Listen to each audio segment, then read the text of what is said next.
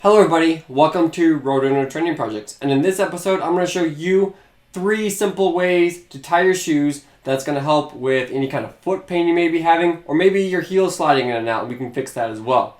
So stick around for that, and then the beer of the episode, let me grab both of these here so you guys can kind of see. I like to show off my really cool chalice or mug right here, but it is a, get my face out of there so it focuses. Game of Thrones. And the brewery that I got this from right there. And then actually this is a very interesting beer. It's actually a Colorado beer. It's called it's supposed to be tropical, I guess. So Maui Express, which is a coconut Indian pale ale, which is pretty interesting. So yeah, Denver Beer Co. Awesome beers. They actually make a beer called the Pretzel Assassin. Maybe I'll have in one of my videos. That is an amazing beer. It tastes like a pretzel, which is amazing. So, yeah, good beer. Not a huge fan of coconut, so I'm not a huge fan of this beer, but actually works pretty well, I feel like, with the beer. Very tropical-esque. If we're on a beach somewhere, maybe I'd actually enjoy it a little bit more. But right now, it is pouring rain outside in Colorado, so not quite like a beach. So this week, not a whole lot happened. I was pretty tired, actually, and felt pretty worn down. But I'll kind of go over a little bit later. I feel like I had a pretty good end of the week, so I'll go over that again later. But first, I'm going to get to those tips, or those three lacing tips that kind of will help you maybe keep your heel locked in the back without cranking down those laces and put a lot of pressure on the top of that foot. But also a lacing tip that's also going to help maybe relieve some of that stress on the top of the foot if you're having top of the foot pain, for example. So we're going to dive right in. And we'll look at the Wave Sky, this shoe right here. I'm going to scooch just a little bit closer so you guys can see. So essentially, I already have this guy laced up how I'm going to show you guys. But let me undo this quick and just show you a quick way to kind of lock the heel into the back of the shoe. So essentially, if you're sliding in and out, instead of cranking down these top laces right here, I'm going to show you guys, sorry, there's a little shadow right there. I'm going to show you guys a way to lock it in right about here instead of down here. So essentially the first and easiest way to do that is, you guys ever look at your shoes, you're going to see that most shoes, at least, let me have my face, are going to have these 2 eyelets here. So you have this one in the back and then this one right here. So if we pull this lace out of this, get it out, Jesus. Alright, out of that first one, and you actually stick it back to that second one. So you're not going to shorten the laces. If you guys don't want to shorten laces, this is the best method to do that as well.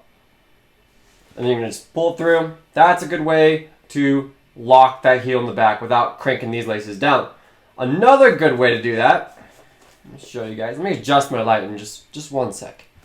Alright, hopefully that is a little bit better. So let's kind of look at this other method I use. So we're going to take our shoe, go back in through that first eyelet that I was in before.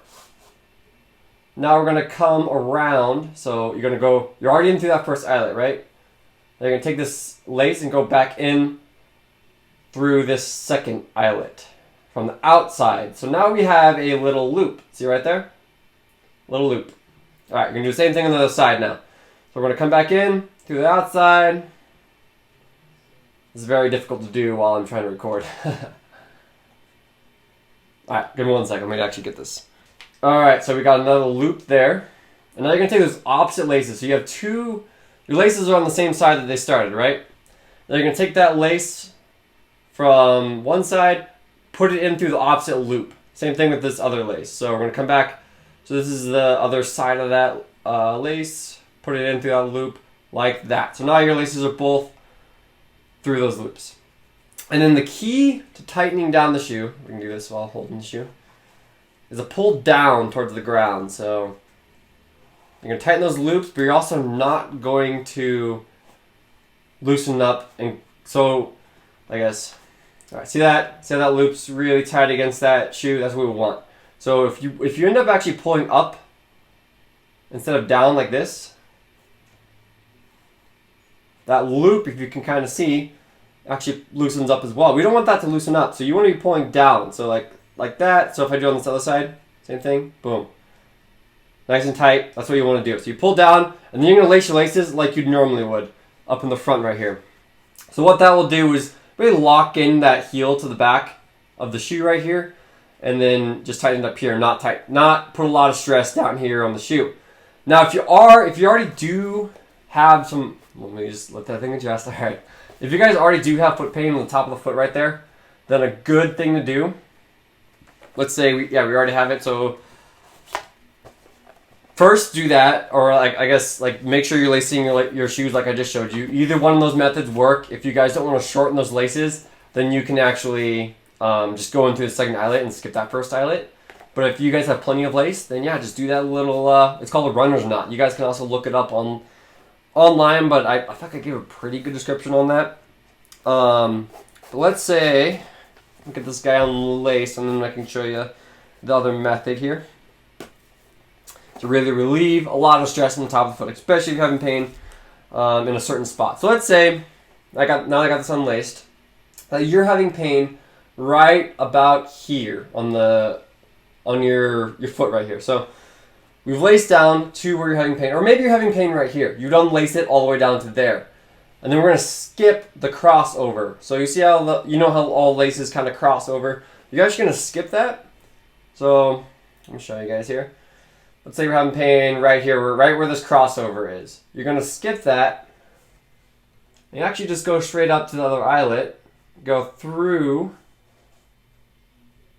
that other eyelet. It's very difficult to do when you can't see. Alright, there you go. So let me do it on the other side so you guys can kind of see what I'm talking about. Alright, so now as you guys can kind of see, I kind of skipped over and didn't cross over and just went up to the other eyelet on the same side with the lace. So now that we have that, we're going to cross over like normal. Alright, got this guy all laced up.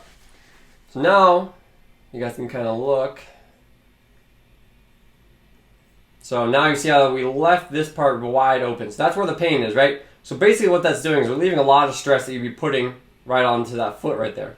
So by skipping that, you're distributing the stress elsewhere. Makes sense? And then you would do your typical lacing deal at the top here, where you do the runner's knot, or you would just skip the first eyelet and go back into that second. So now you're also locking in the shoe, the back of the heel.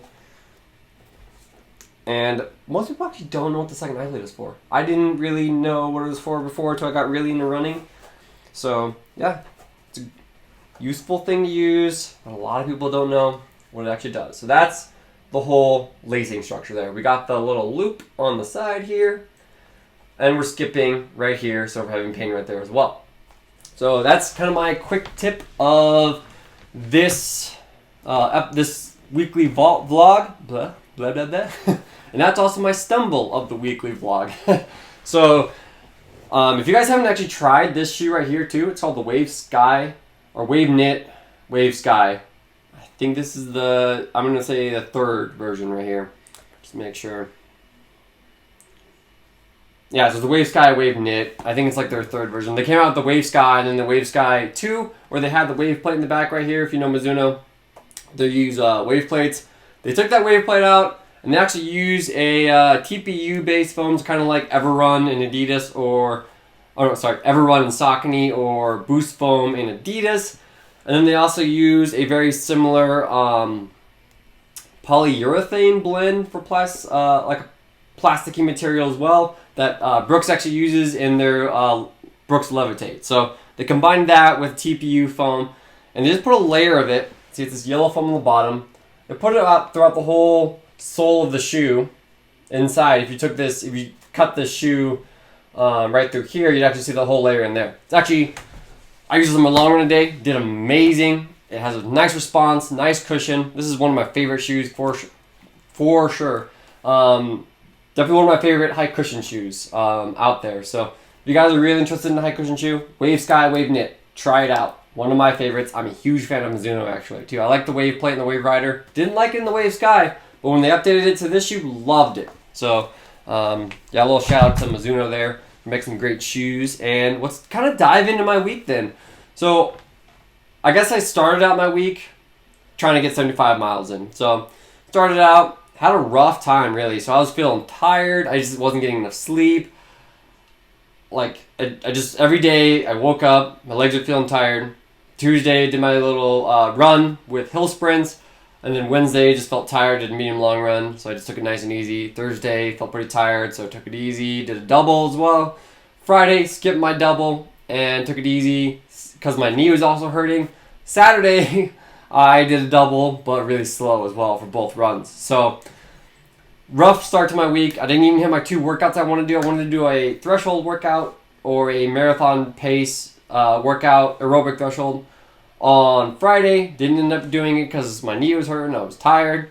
But then Sunday rolled around, or today rolled around, and I actually had a really good run. So it kind of really finished up the week for me and made me feel like the week actually had some worth in it. So essentially what I did was I had planned an 18-mile run, so I was like, I was just going to get this 18-mile run done with. So started it. I had a hard time starting, but I had to just go out because there was like a 2-hour gap where there wasn't any rain today. So went out, started rolling like 630s, and then like, maybe 630s uphill, might I say, too, into like a wind.